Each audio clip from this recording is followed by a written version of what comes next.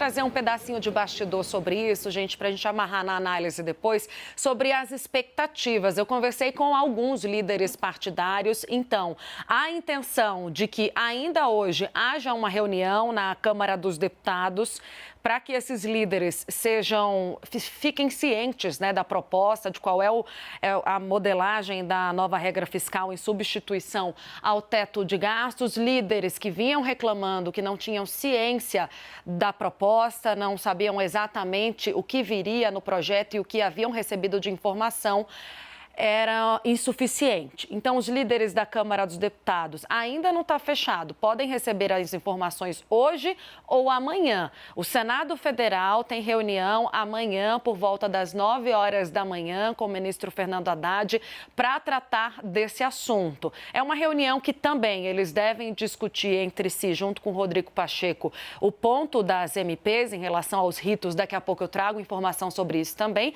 e vão aproveitar para discutir na sequência com Fernando Haddad a proposta da nova regra fiscal. E aí, gente, o que a gente sabe até o momento, né? Havia ainda um alinhamento de ajustes mínimos sendo feitos pelos ministérios envolvidos ali, Fazenda, Planejamento, Casa Civil. A Fazenda já está de acordo com a Casa Civil e vice-versa, por isso o assunto sobe agora para a ciência do presidente da República. A chancela é dele. Se Lula concordar ainda hoje de caminhar com esse assunto, as lideranças no Congresso serão avisadas. E aí, um pouco mais de bastidor sobre esse informativo que vai ser feito ao Congresso Nacional, o Daniel Rittner e a Raquel Landim trouxeram também informações a respeito, dizendo o seguinte, que o governo sabe que há riscos de vazamento dessa proposta, apresentando essas informações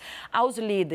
No entanto, a prioridade é que essas informações cheguem pela Fazenda às lideranças políticas e evitem que os líderes fiquem de mau humor com o vazamento para a imprensa antes deles terem ciência do que consta na proposta. Então, é uma estratégia do Ministério da Fazenda, da Economia, para que essas informações não sejam vazadas antes da política do Congresso Nacional, que vai decidir sobre o encaminhamento dela, tem as informações pela própria Fazenda, né, que é quem desenha essa proposta.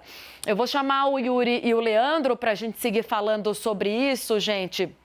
Estamos falando, aliás, a semana inteira sobre esse rito, né?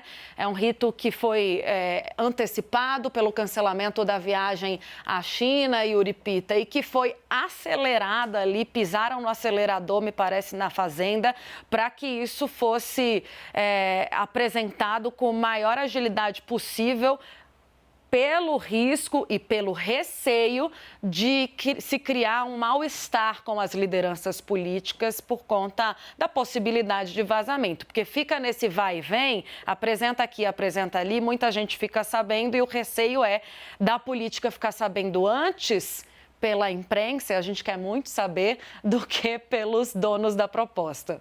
Essa preocupação com o vazamento do que seria o texto definitivo da proposta construída pela Fazenda, ela existe desde o início da concepção desse projeto. E por que isso? Porque se sabe que isso pode fazer preço, pode ter... E havia essa preocupação dentro da Fazenda de não alimentar especulações, inclusive ouvindo pessoas de dentro do Ministério da Fazenda, houve até várias versões distribuídas em alguns setores dentro do Ministério, justamente e deixando muito claro que havia versões diferentes, justamente para inibir eventuais, vou usar muito entre aspas aqui, fofoqueiros em relação a essa história. Ou seja, para evitar que dentro da própria Fazenda houvesse esse tipo de vazamento de quais seriam os mecanismos, de quais seriam os indicadores, né, os parâmetros que Fernando Haddad quer apresentar nessa proposta quando ela vier à luz do público. Então, de fato, é um petit comitê dentro da Fazenda que teve acesso ao texto final que foi levado ao Palácio do Planalto, ou seja, ao presidente Lula, e agora sim é que vai ser,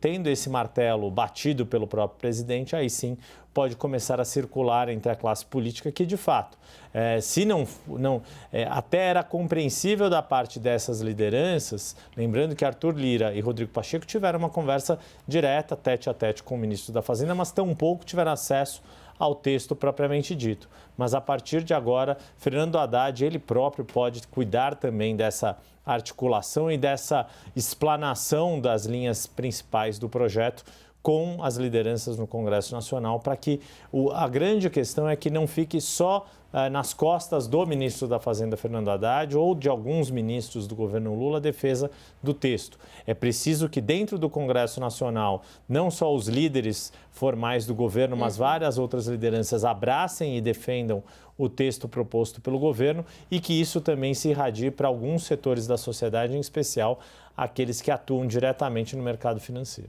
Então, Leandro Rezende, para a gente alinhar as agendas aqui e o nosso público também entender o que acontece em relação à regra fiscal. Há uma previsão de uma apresentação da proposta em detalhes ao presidente da República. A proposta, pelo que eu sei, já está alinhada entre a Fazenda e a Casa Civil, que vinham se bicando em torno desse assunto. Vocês lembram que a gente falou sobre isso aqui na semana passada? Pois é, foi pacificada a relação e o acordo em torno dessa proposta também. Isso vai ser apresentado a Lula. Agora, o que Lula vai dizer, a gente não sabe. A gente esperava até na semana retrasada que ele fosse dar um aval para Fernando Haddad seguir com a proposta e apresentá-la ao Congresso Nacional. Pedir um freio por conta da viagem à China. Agora, tudo pode acontecer, Leandro Rezende.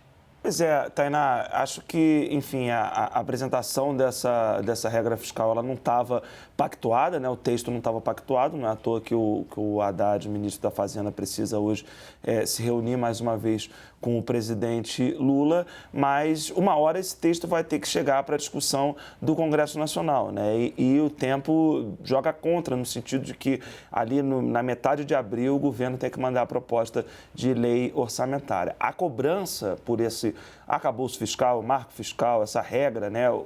Na prática, né? Até para facilitar um pouco da compreensão, é simplesmente o governo explicar como é que vai gerir o dinheiro público, né? Simplesmente explicar o que vai ser, como é que vai estruturar suas despesas, o que vai ser investimento, qual é o limite para isso, como que vai fazer para o país não correr riscos fiscais que podem levar o país a quebrar. Então, a regra para se evitar problemas, né? Na prática, é isso que o governo Lula tanto discute e há tantas semanas debate, porque sabe que esse, na verdade, é quase que o marco zero do governo. Claro que tem obra andando, tem coisas que o Lula já anunciou, muitas de um ponto de vista do simbólico, no que diz respeito à questão social, que o Lula sempre coloca, né? Você tem um colchão ali que foi dado pela PEC da transição para o pagamento do Bolsa Família, isso foi super alardeado pelo governo, mas sem essa regra o governo não anda nos próximos anos. Então, por isso que é um tema muito sensível para, depois de resolvido isso, o governo abraçar uma próxima pauta também complicada que já está sendo discutida, né? O Arthur Lira já falou sobre isso, os petistas também já falaram sobre isso, que é a reforma tributária.